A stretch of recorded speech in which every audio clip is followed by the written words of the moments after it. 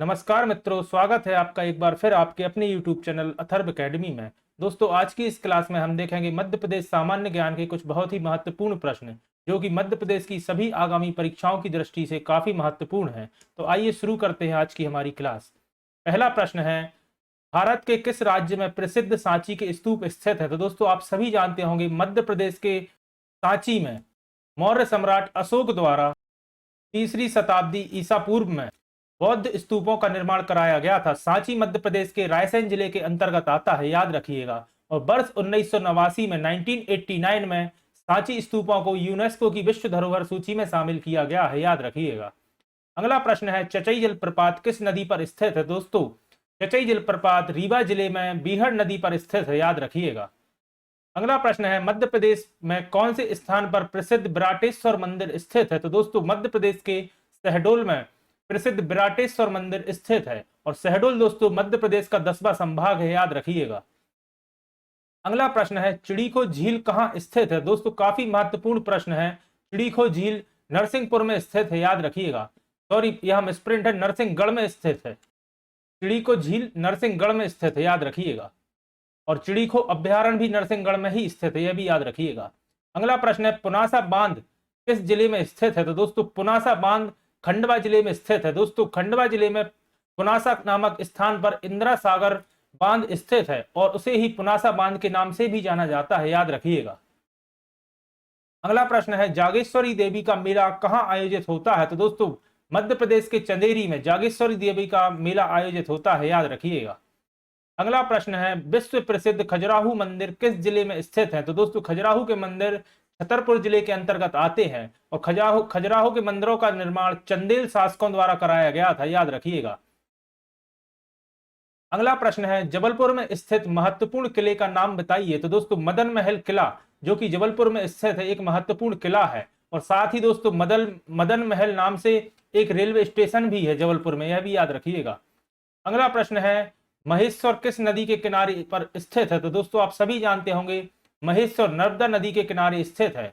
महेश्वर का प्राचीन नाम महेशमती था और महेश्वर ही दोस्तों देवी अहिल्याबाई की नगरी के रूप में जाना जाता है। महेश्वर मध्य प्रदेश के खरगोन जिले के अंतर्गत आता है, याद रखिएगा। अगला प्रश्न है, गुना में मल्हारगढ़ किले में स्थित बावड़ी का नाम बताइए। तो दोस्तों, इस बावड़ी का नाम है दोयाला बावड़ी जो कि गुना के मल्हारगढ़ किले में स्थित है। अगला प्रश्न है, दमोह जिले में कुंडलपुर तीर्थ तीर्थ केंद्र किस विशेष धार्मिक संप्रदाय के लिए प्रसिद्ध है? तो आप सभी जानते होंगे कुंडलपुर जैन संप्रदाय का एक बहुत ही महत्वपूर्ण तीर्थ क्षेत्र है। और जहां पर कुंडलपुर दोस्तों दमोह जिले से लगभग 35 किलोमीटर की दूरी पर है और मान्यताओं के अनुसार यह 2500 साल पुराना तीर्थ क्षेत्र है, जहां 15 फीट ऊंचाई की भगवान आदिनाथ की मूर्ति स्थित है, जिन्हें बड़े बाबा के नाम से जाना जाता है। तो यह सभी पॉइंट याद रखिएगा।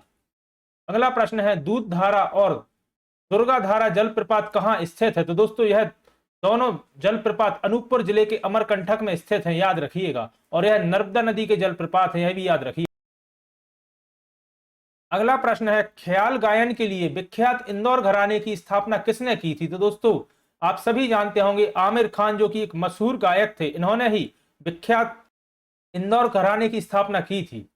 अगला प्रश्न है, चित्रकूट महाकाव्य रामायण की अवधि से एक लोकप्रिय नाम है, वह मध्य प्रदेश के किस जिले में स्थित है? तो दोस्तों, चित्रकूट आप सभी जानते हैं मध्य प्रदेश के सतना जिले में स्थित है। चित्रकूट एवं मैहर, याद रखिएगा, दोनों तीर्थ क्षेत्र सतना जिले के अंतर्गत ही स्थित है।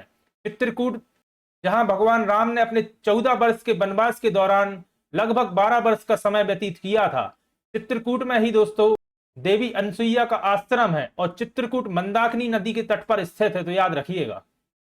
अगला प्रश्न है, पटियानदाई मंदिर और गोला मठ कहाँ स्थित है? तो याद रखिएगा सतना के मैहर में स्थित है। मैहर ही दोस्तों जहां शारदा माता का मंदिर है, याद रखिएगा। अगला प्रश्न है, मंदसौर में डॉक्टर रघुवीर सिंह के निजी संग्रहालय को क्या कहा जाता है? तो दोस्तों, इस संग्रहालय का नाम है श्री नटनगर शोध संस्थान, याद रखिएगा। मंदसौर जहां दोस्तों अष्टमुखी भगवान पशुपतिनाथ का मंदिर स्थित है। मंदसौर दोस्तों सिवना नदी के तट पर स्थित है और मंदसौर अफीम की खेती के लिए भी जाना जाता है, याद रखिएगा। अगला प्रश्न है चौरागढ़ का प्रसिद्ध शिव मंदिर कहाँ स्थित है? तो याद रखिएगा मध्य प्रदेश की एकमात्र हिल स्टेशन पचमढ़ी में चौरागढ़ का प्रसिद्ध शिव मंदिर स्थित है। अगला प्रश्न है देवास में प्रसिद्ध सिद्धेश्वर मंदिर कहाँ स्थित है? तो दोस्तों यह देवास के नेमावर में स्थित है, याद रखिएगा। अगला प्रश्न है स्वतंत्रता के पहले किसे निमाड़ के पेरिस के रूप में उल्लेखित किया गया है? तो दोस्तों मध्य प्रदेश के बड़वानी जिले को स्वतंत्रता के पहले निमाड़ के पेरिस के रूप में उल्लेखित किया गया है, याद रखिएगा। अगला प्रश्न है मध्य प्रदेश का सबसे पुराना विश्वविद्यालय कौन सा है? तो दोस्तों सागर विश्वविद्यालय, जिसका नाम है डॉक्टर हरि सिंह गौर विश्वविद्यालय, जो सागर में स्थित है। यह मध्य प्रदेश का सबसे पुराना विश्वविद्यालय है, जिसकी स्थापना 18 जुलाई 1946 में की, याद रखिएगा। अगला प्रश्न है कान्हा राष्ट्रीय उद्यान किस जिले में स्थित है? तो दोस्तों कान्हा राष्ट्रीय उद्यान मंडला एवं बालाघाट जिले में स्थित है, याद रखिएगा। और वर्ष 1955 में इसे राष्ट्रीय उद्यान का दर्जा मिला है, याद रखिएगा। अगला प्रश्न है नर्मदा नदी का उद्गम स्रोत कहां है? तो दोस्तों आप सभी जानते होंगे अमरकंटक के पुष्पराजगढ़ तहसील के अंतर्गत, अनूपपुर जिले के पुष्पराजगढ़ तहसील के अंतर्गत अमरकंटक से नर्मदा, सोन एवं जोहिला 3 नदियों का उद्गम होता है, याद रखिएगा। अगला प्रश्न है मध्य प्रदेश में कंदरिया महादेव का मंदिर कहाँ स्थित है? तो दोस्तों खजुराहो के मंदिर समूहों में कंदरिया महादेव का मंदिर सबसे बड़ा मंदिर है और इसका निर्माण विद्याधर ने कराया था, याद रखिएगा। अगला प्रश्न है मध्य प्रदेश में तांबा किस जिले में मिलता है? तो आप सभी जानते होंगे मध्य प्रदेश में बालाघाट में तांबा पाया जाता है। अगला प्रश्न है भारत की सबसे पुरानी पर्वत श्रृंखला का नाम क्या है? तो दोस्तों अरावली पर्वत श्रृंखला भारत की सबसे पुरानी पर्वत श्रृंखला है और अरावली को ही दोस्तों दिल्ली की पहाड़ी के नाम से भी जाना जाता है। अरावली पर्वत की सबसे ऊंची चोटी गुरु शिखर, जो कि राजस्थान में स्थित है, याद रखिएगा। अगला प्रश्न है मध्य प्रदेश में कालिदास अकादमी कहाँ स्थित है? तो दोस्तों उज्जैन को ही कालिदास की नगरी के रूप में भी जाना जाता है और मध्य प्रदेश में कालिदास अकादमी उज्जैन में ही स्थित है। प्रतिवर्ष कालिदास समारोह का आयोजन भी उज्जैन में ही किया जाता है, याद रखिएगा। अगला प्रश्न है मध्य प्रदेश में महर्षि वैदिक विश्वविद्यालय कहाँ स्थित है? तो याद रखिएगा जबलपुर में स्थित है महर्षि वैदिक विश्वविद्यालय। अगला प्रश्न है नौखंडा महल किस राजा द्वारा निर्मित कराया गया था? तो दोस्तों नौखंडा महल का निर्माण राजा कीर्तिपाल द्वारा कराया गया था और नौखंडा महल दोस्तों चंदेरी में स्थित है, यह भी याद रखिएगा। अधिकतर लोग नौखंडा महल और सतखंडा महल इन दोनों में कंफ्यूज होते हैं। नौखंडा महल चंदेरी में है और सतखंडा महल दोस्तों दतिया में स्थित है, याद रखिएगा। अगला प्रश्न है स्लेट उत्पादन में किस राज्य का प्रथम स्थान है? तो दोस्तों स्लेट उत्पादन में राजस्थान राज्य का प्रथम स्थान है। अगला प्रश्न है हलाली नहर मध्य प्रदेश के किस जिले से संबंधित है? तो दोस्तों हलाली नहर मध्य प्रदेश के विदिशा जिले से संबंधित है और इसकी सिंचाई परियोजना का नाम बदलकर सम्राट अशोक सागर सिंचाई परियोजना कर दिया गया है, याद रखिएगा। और हलाली नहर दोस्तों भोपाल के निकट हलाली नदी पर बनी हुई एक परियोजना है, यह भी याद रखिएगा। अगला प्रश्न है पुलिस वायरलेस प्रशिक्षण विद्यालय किस जिले में स्थित है? तो याद रखिएगा इंदौर जिले में स्थित है। अगला प्रश्न है अब तक मध्य प्रदेश में कितनी बार राष्ट्रपति शासन लगाया जा चुका है? तो याद रखिएगा मध्य प्रदेश में अभी तक 3 बार राष्ट्रपति शासन लग चुका है, याद रखिएगा 1977, 80 एवं 92 में। बाकी इस टॉपिक पे मैं काफी वीडियोस में पहले डिटेल में पढ़ा चुका हूं, तो एक बार आप थ्योरी क्लासेस भी जरूर देखिएगा। अगला प्रश्न था मध्य प्रदेश में विख्यात गुजरी महल कहाँ स्थित है? तो आप सभी जानते होंगे मध्य प्रदेश के ग्वालियर में गुजरी महल स्थित है और इसका निर्माण राजा मानसिंह द्वारा कराया गया था।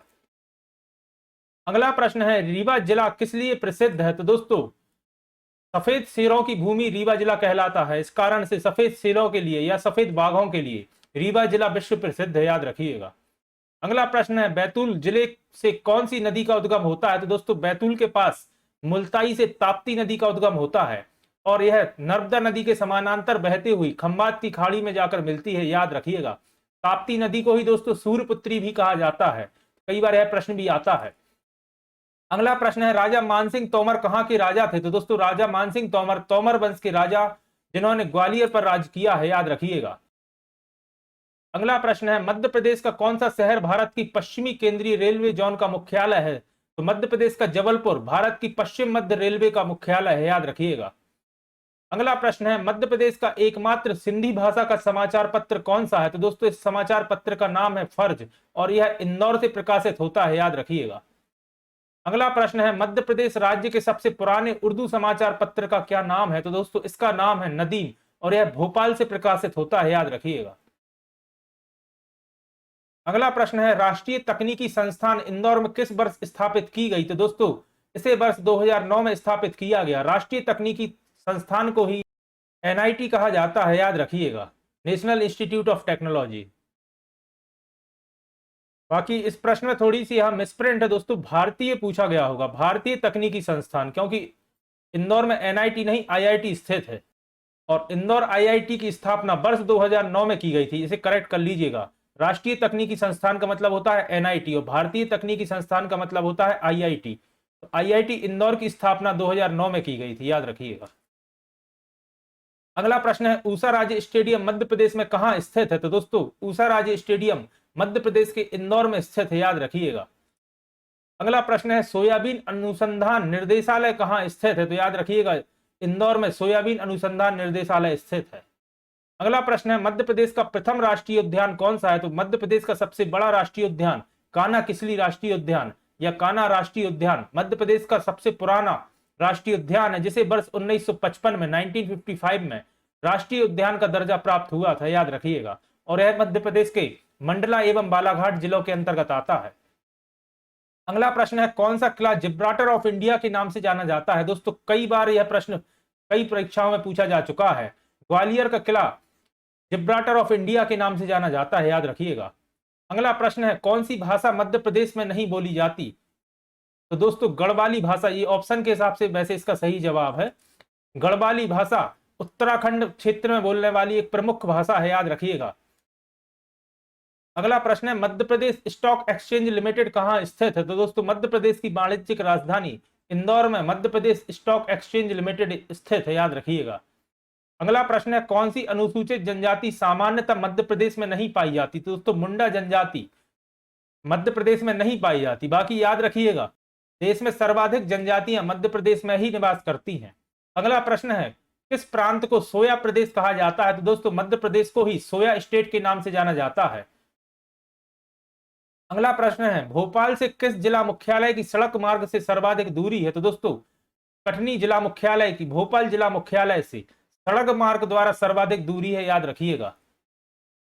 अगला प्रश्न है माधव राष्ट्रीय उद्यान किस राजस्व संभाग के अंतर्गत आता है? तो दोस्तों माधव राष्ट्रीय उद्यान जो कि शिवपुरी जिले में स्थित है, याद रखिएगा। इस तरह के ट्रिकी क्वेश्चन भी दोस्तों कई बार आपको एग्जाम में देखने को मिलेंगे। और शिवपुरी दोस्तों ग्वालियर राजस्व संभाग के अंतर्गत आता है, तो इसका सही जवाब होगा ग्वालियर, ना कि शिवपुरी। अगला प्रश्न है कौन सी नदी भोपाल के सबसे निकट बहती है? तो दोस्तों बेतवा नदी भोपाल के सबसे निकट से होकर बहती है, याद रखिएगा। तो दोस्तों ये थे कुछ मध्य प्रदेश जीके के महत्वपूर्ण प्रश्न। आशा करता हूं आपके लिए उपयोगी साबित होंगे। इसके पहले की जो मैंने कल वीडियो डाली थी उससे 4 जून वाले वन रक्षक के एग्जाम में काफी प्रश्न देखने को मिले हैं। आशा करता हूं आज की वीडियो भी आपके लिए उपयोगी साबित होगी। अगर आप चैनल पर नए हैं और अभी तक आपने चैनल को सब्सक्राइब नहीं किया है तो चैनल को सब्सक्राइब करें। और अगर आज की वीडियो आपको पसंद आई है तो वीडियो को लाइक करें और ज्यादा से ज्यादा लोगों तक शेयर करें। धन्यवाद दोस्तों।